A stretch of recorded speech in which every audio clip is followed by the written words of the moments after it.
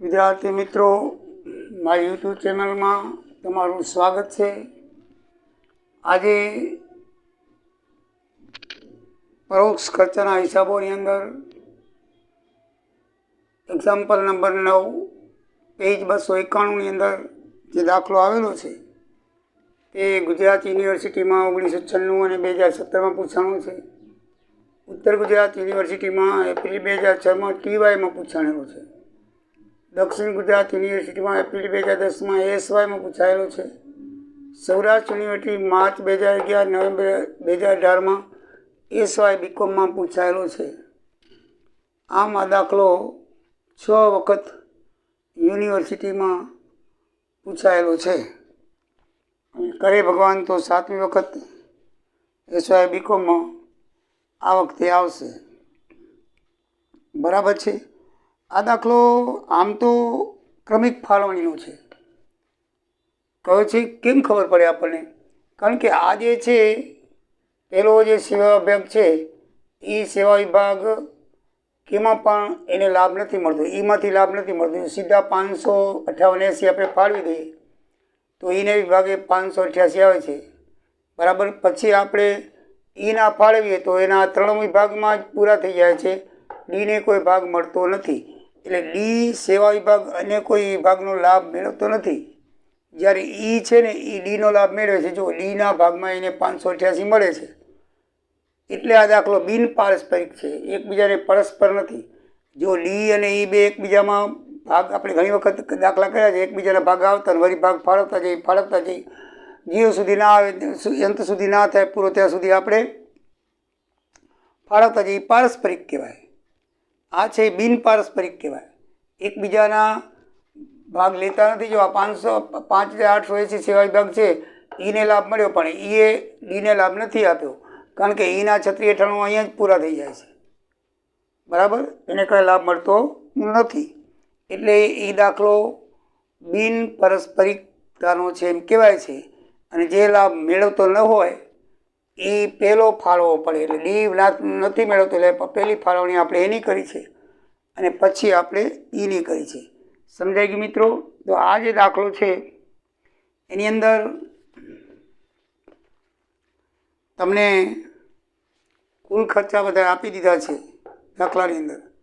આટલી 3 રકમ છે એ દાખલાની જ રકમ છે, બાકી ABCD આપણે ગણવાનું છે। મિત્રો દાખલામાં કોઈ અટપટી ગણતરી છે જ નહીં, બરાબર, કોઈ જાતની પણ અટપટી ગણતરી નથી। એટલે દાખલો લાંબો ખરો પણ સહેલો, લાંબો ખરો પણ કેવો છે? સહેલો। તો આપણે ચલો જોઈએ કે ભાઈ કેવી રીતે ફાળવણી થાય છે। પહેલાં છે પરોક્ષ મજૂરી દાખલામાં આપેલી છે, એનો આધાર પ્રત્યક્ષ મજૂરીનો છે। એ પ્રત્યક્ષ મજૂરી આપણને દાખલાની અંદર કેવી રીતે આપેલી છે? 4500, 4000, 2900, 12000 અને 400। તો બધામાં મિત્રો 2 મીના ઘટાડી દીધા છે અને પ્રમાણમાં બનાવી છે। 45 જેમ 40 જેમ 29 જેમ 12 જેમ 4, 2 મીના કાઢી નાખ્યા છે, બસ બીજું કાંઈ કરવાનું નથી। અને કુલ 1300 ને પછી 45, 40, 29, 12 ને 4, 12 ને 4 16, 16 ને 9 25, 25 ને 20 45, 45 90, 90 ને 40 130 ભાગવાના છે। 1300 ને 130 ભાગો 10 આવે, કેટલા આવે? 10। તો બધાને 10 વડે ગુણતા હોય, 10 45 ગુણ્યા 10 450, 40 ગુણ્યા 10 400, 29 ગુણ્યા 10 290, 12 ગુણ્યા 10 120 અને 4 ગુણ્યા 10 40। મિત્રો 1300નો 45 જેમ 40 જેમ 29 જેમ 12 જેમ 4નો પ્રમાણે એની ફાળવણી થઈ ગઈ। હવે વીમો આપ્યો છે એ યંત્રની કિંમત ઉપર હોય। હવે યંત્રની કિંમત દાખલામાં 72000, 48000, 36000, 12000, 1200 ને 1200 આપેલી છે।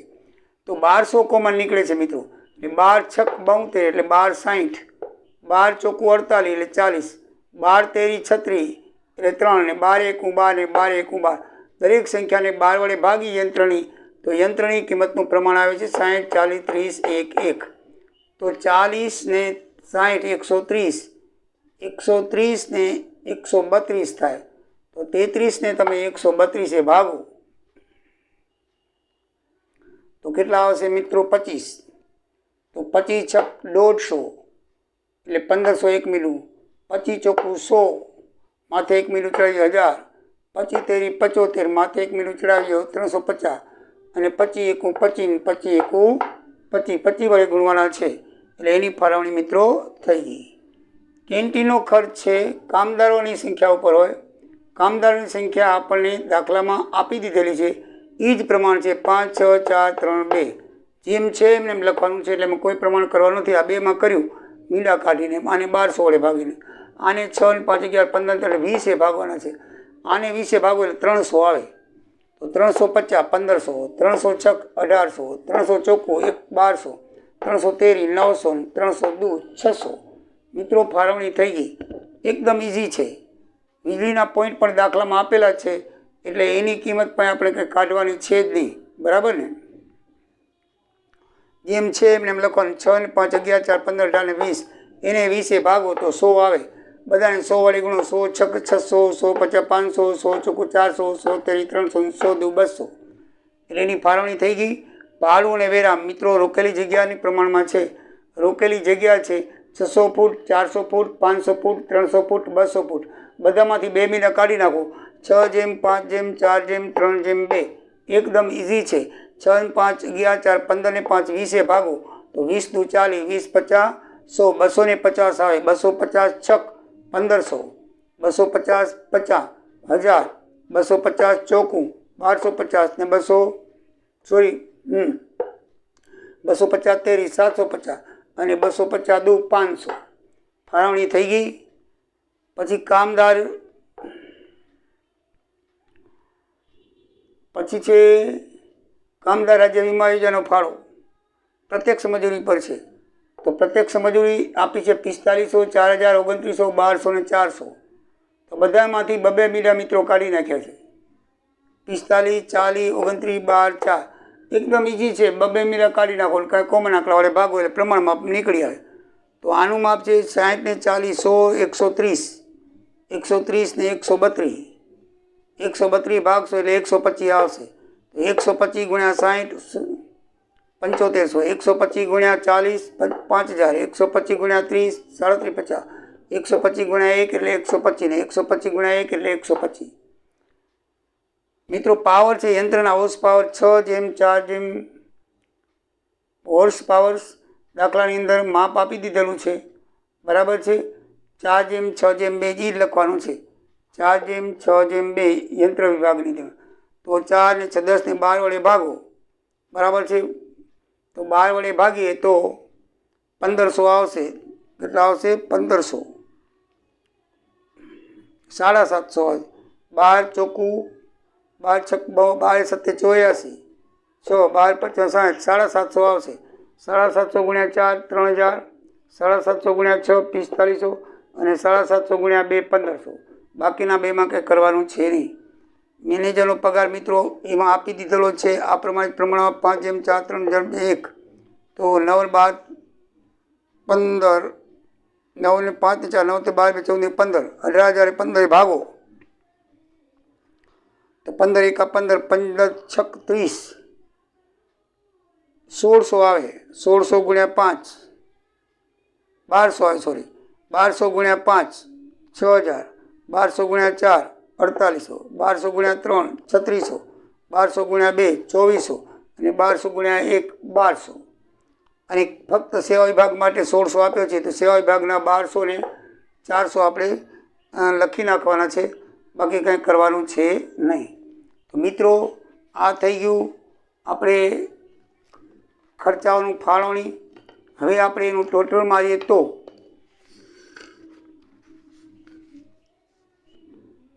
કુલ સરવાળો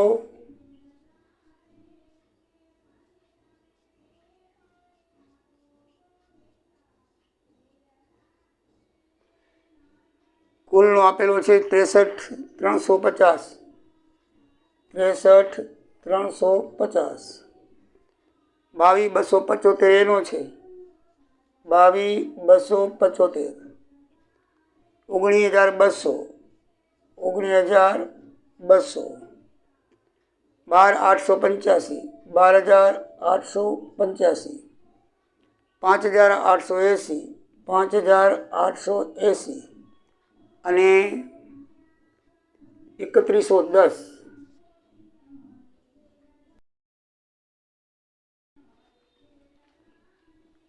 તો મિત્રો કુલ સરવાળો પાંચેય વિભાગનો કરતાં આપણે સેવા વિભાગનો 5880 અને 3110 એનો જે છે એનો આપણે સેવા વિભાગને ફાળવણી કરવાની છે. બરાબર છે. તો સેવા વિભાગને ફાળવણી કરીએ તો પહેલાં મેં આ બધું તમને સમજાવી દીધેલું છે કે 5880 ડી કોઈનો ભાગનો લાભ લેતો નથી. પહેલાં ફાળવણી 5880ની થશે. આ ખર્ચા તો આપણને આપી દીધેલા છે. 22,275 આવે એ લખી નાખશું. 19,200 છે અહીંયા લખી નાખશું. અને 12,885 છે અહીંયા લખી નાખશું. અને 5880 છે અહીંયા લખી નાખશું. અને 3110 છે એ આપણે અહીંયા લખી નાખશું. મિત્રો હવે 5880ના આ દાખલામાં આપેલું છે કે 20/30/40/10 ફાળવણી કરો. તો આપણે 3110 ને 20, 50 ને 40, 90 ને 100 વડે ભાગી નાખીએ. બરાબર છે. 100 વડે ભાગે તો 31 પોઈન્ટ કંઈક 31.10 આવે. અને એને આપણે તમે 20% લેખે લેખો તો 1176, 1764 30% લેખે. આના તમે 3110 છે એના 20% કરો. બરાબર છે. આ ટકા છે, આપણને ટકાવારી આપેલી છે. 20/3 માપ નથી. બરાબર ને. 30%, 20%, 20% અને 30% એ તમને ટકાવારી આપેલી છે. એટલે ટકાવારી પ્રમાણે જ કરવાનું છે. 20/30/40/10 એ ટકાવારી પ્રમાણે આપણે, એટલે આના ટકા છે. બરાબર છે ને. એટલે 20% 1176, પછી 1764, પછી 2352 અને 5880 એ માઇનસ થઈ જશે, કારણ કે આપણે આમાં લઈ લઈએ છીએ. અને 588 એને ભાગે આવશે. 10/588 આવશે. બરાબર છે. તો આ પ્રમાણે તમે ખર્ચાની વહેંચણી કરી. હવે આમાં કાંઈ રહ્યા નહીં, આનું ખાલી વેચવાની રહી. હવે 3698 આપણે બાકીના 3 વિભાગ છે 30, 40, 30ની જે વેચવાના છે. તો 3698ના 30% 1109, 40% 1479 અને વળી 30% 1% વધે છે એટલે 1110 રાઉન્ડ ફિગરમાં લઈએ તો 1110 થાય. ટોટલ 3698 થાય. ડી વિભાગ માટે કાંઈ રહેતું નથી. આનો તમે સરવાળો કરો તો 25,460, 22,443 અને 16,347 થાય. તો મિત્રો 5880ની ફાળવણી આ પ્રમાણે કરવાની છે અને 3698ની ફાળવણી આ પ્રમાણે કરી છે. ક્રમિક ફાળવણી છે. પહેલાં ડીની ફાળવણી કરી, આટલા આવ્યા. પછી હવે 3698ની ફાળવણી કરી, એ આટલા આવ્યા હતા. પછી 3698 નીલ થઈ ગયા. બે વિભાગના ખર્ચા સેવા વિભાગના હતા એ ઉત્પાદન વિભાગને વેચી નાખ્યા. દાખલામાં જે પ્રમાણ આપેલું છે તે. બરાબર છે. દાખલાની અંદર પ્રમાણ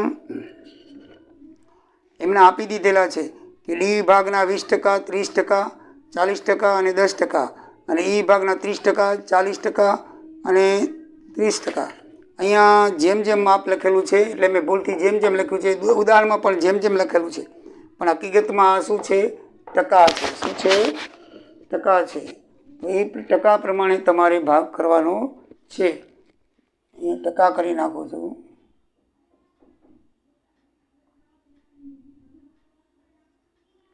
કૌંસમાં લખી નાખું છું ટકા. બરાબર ને. એ પ્રમાણે મિત્રો તમે ફાળવણી કેલ્ક્યુલેટરથી કરશો તો આવી જશે. તો ચલો મિત્રો, દાખલો એકદમ ઇઝી ને સરળ, તો ક્યાંય પણ અડચણ પડે એવું હતું નહીં. આ બધા ટોટલ પહેલાં કરી ફાળવણી કરી એના ટોટલ તમે ફાળવણી વિભાગમાં લઈ આવ્યા અને જે સેવા વિભાગના જે ટોટલ હતું તે આપણે ઉત્પાદન વિભાગને વેચી આપ્યું દાખલાના પ્રમાણમાં. તો ચલો મિત્રો આવજો. જય દ્વારિકાધીશ, જય સિયારામ.